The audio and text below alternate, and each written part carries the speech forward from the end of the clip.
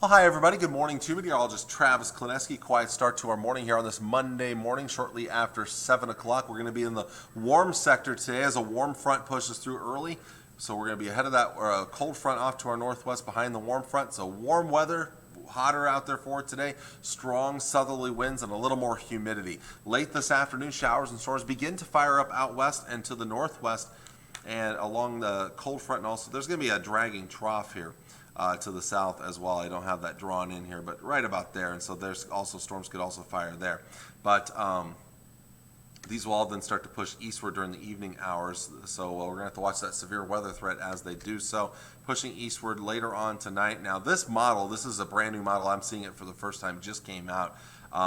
This one has really backed off on the widespread nature of the thunderstorms and mostly keeps stuff to our north here. But, and I'll back this up a little bit here to 10 o'clock.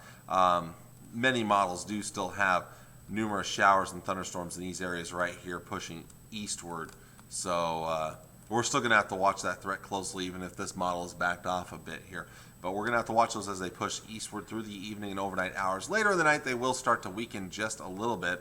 And as they kind of get away from that cold front, so to speak. That cold front will be close to the Tri-Cities early tomorrow morning at 7 o'clock there. That pushes through. Now, out ahead of it, it's going to be one more warm day, but behind it, much cooler air with more clouds around, still some lingering showers early in the day, and then our next chance of rain and thunderstorms will come in overnight, Tuesday night and Wednesday morning. So the Storm Prediction Center, and again, this is why you don't want to take that one forecast model I showed you as gospel by any means, because the Storm Prediction Center has a large area that wasn't even showing any thunderstorm activity under an enhanced risk of severe weather. So basically from Grand Island to O'Neill westward and southwestward, an enhanced risk of severe weather. That's at level 3 out of 5. And then that chance gets lower as you go off to the southeast from there. So what kind of severe weather are we talking? Well, I do think the biggest threat, once again, damaging wind gusts. 60 to 80 mile per hour wind gusts are pretty likely with some of the strongest storms. But as we found out last week, and even last night, of course, down in McCook, 90 mile per hour wind gusts are possible, maybe nearing 100. So while those are a little more rare, certainly a lot of 60 to 80 mile per hour winds, which can do a lot of damage. Hail is going to be an issue as well, especially earlier in the storms. So out west, as you get into the western parts of the local Fort viewing area, Imperial, North Platte, McCook, those locations have a better chance of some of that larger hail. There's also a small window of time early in the evening to the north and west of the Tri-Cities where there could be an isolated tornado. That's not going to be the biggest threat, though, with these storms. And then tomorrow night, mostly after dark, there's going to be a small chance of some severe weather across the south and southeast, marginal threat out for those locations there. Well, on to temperatures for today, which are going to crank up into the 90s for most places, maybe a few upper 80s out there.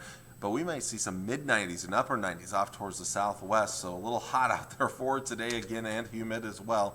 Then tonight we drop back into the 60s, some low 70s in the southeast, some upper 50s to the northwest as that cooler air is working its way in with that cold front coming through. Tomorrow, much cooler behind the front, 70s for highs out ahead of it. Still going to see 80s out ahead of that front for tomorrow afternoon, but at least before the front comes through, then it'll start to cool off behind the front, and then refreshingly cool out there for Wednesday morning.